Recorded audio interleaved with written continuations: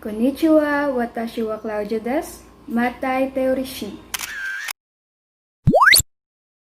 I just used the Japanese language for the greeting, so I'll proceed to the topic that I will discuss in our universal language. Have you ever asked yourself, how does enough water intake affect our health? Does a small amount of water intake is still good? How about too much water intake is not bad at all? I'll answer that question at the end of this video.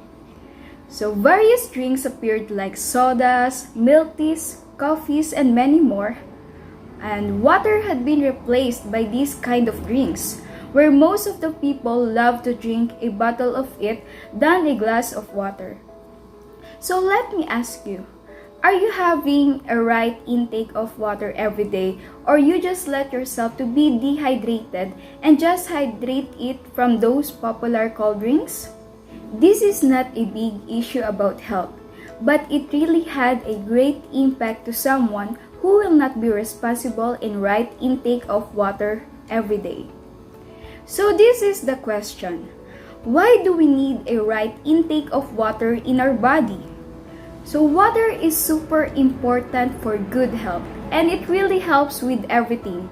Since about 60% of the human body is actually water, it needs to maintain hydration levels to fuel cells and keep the brain and body in functioning. So I have here the 7 signs that you are not drinking enough water from www.healthcareassociates.com. So the first sign is having a persistent bad breath.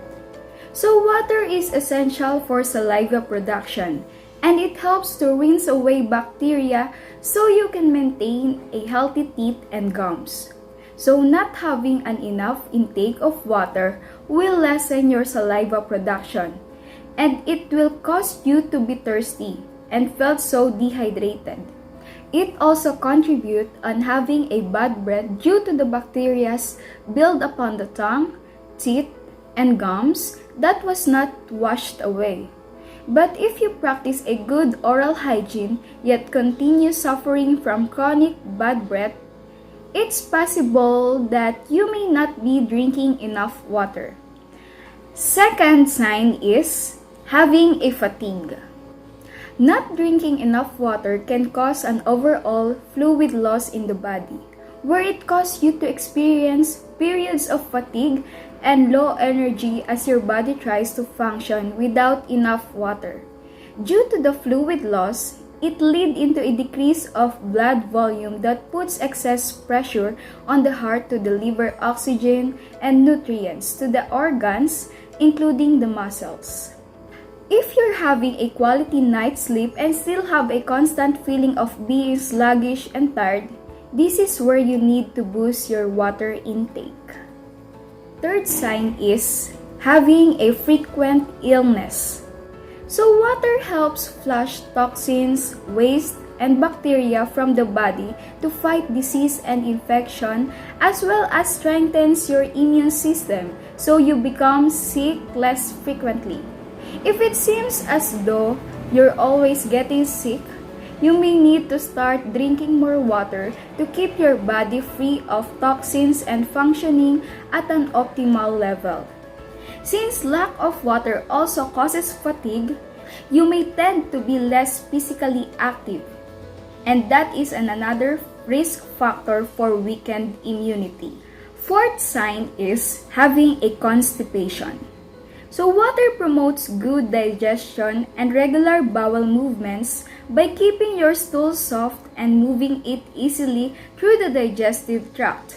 Not drinking enough water can cause your body to pull water from stool to compensate for fluid loss, leading to harder and firmer stool that is more difficult to pass. If your bowel movements are irregular and infrequent, try drinking more water to loosen your stools and relieve constipation and bloating. Fifth sign is having a poor skin health. So water hydrates and plumps skin cells to make your skin look brighter, vibrant, and more youthful. However, lack of water can cause skin to lose its plumpness and elasticity, leading to dryness, flakiness, fine lines, wrinkles, and sagging skin. Water even helps reduce acne and other skin problems by flushing harmful toxins from the body. If beauty products and skin treatments are failing to improve the appearance of your skin, drink more water to achieve a more youthful appearance and to reduce or improve skin problems. Sixth sign is having a sugar cravings. So dehydration interferes with the body's ability to reach into glucose stores for energy and can trigger cravings for foods high in sugar and carbohydrates. Unusual and sudden cravings for sugary foods like chocolate, donuts, cookies, and candies may indicate that your body is in great need of water and not food. If you're experiencing sugar cravings or hunger pangs, even though you've recently eaten, try drinking more water to rehydrate your body and keep cravings at bay. Seventh sign is having a decreased urination. When your body is dehydrated, the kidneys retain as much fluid as possible to maintain their function. This can lead to decreased urination and one of the most common signs of low water intake. Lack of water can cause your urine to become darker in color, stronger in odor, and cloudier in appearance. You may also face a higher risk of urinary tract infection when your body lacks enough water to flush out toxins and bacteria. You'll know you're drinking enough water when you start urinating more frequently and the urine is clearer, lighter in color, and far less odorous. If being dehydrated is not good to our health, let's go back to the question we mentioned at the beginning of this video. Does too much water intake is not bad at all? Are we required to drink a lot of water until our stomach could not accommodate it all?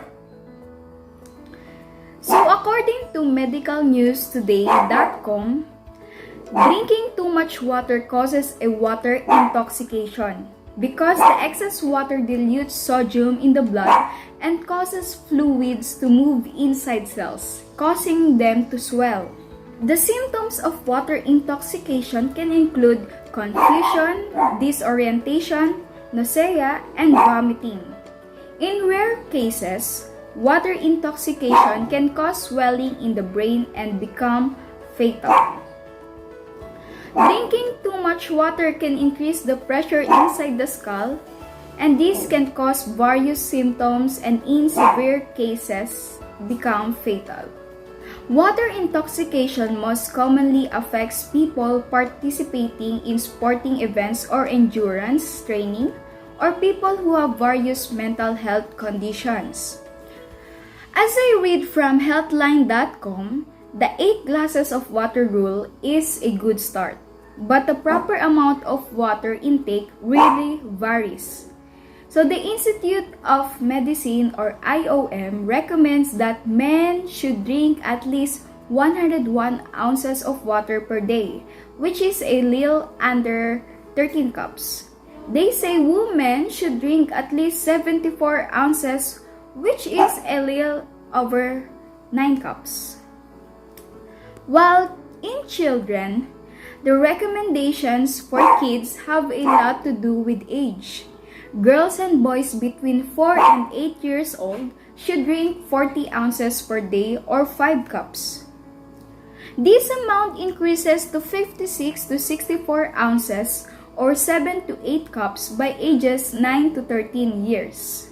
For ages 14 to 18, the recommended water intake is 64 to 88 ounces or 8 to 11 cups. So, pregnant women of all ages should aim to get 80 ounces or 10 8-ounce glasses of water each day.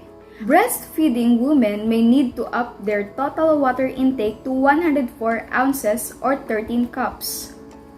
In consuming the water, it must be done every hour, not within the whole hour. The kidneys of a healthy adult can flush out 20 to 28 liters of water each day, but they can only get rid of about 1 liter each hour. This makes it hard for your kidneys to keep up when you drink more than 1 liter per hour. And that is how you will consume water every day. Always hydrate yourself. Be aware of the maximum 1 liter amount of water intake every hour. As long as you maintain the proper amount of water for you, getting rid of the drinks and foods that are unhealthy, and doing some exercises and other physical activities will make yourself be in good health. So this is where my video ends. Hope you enjoy it and learn some new informations about the proper intake of water. Arigatou gozaimasu and God bless you all. Love you!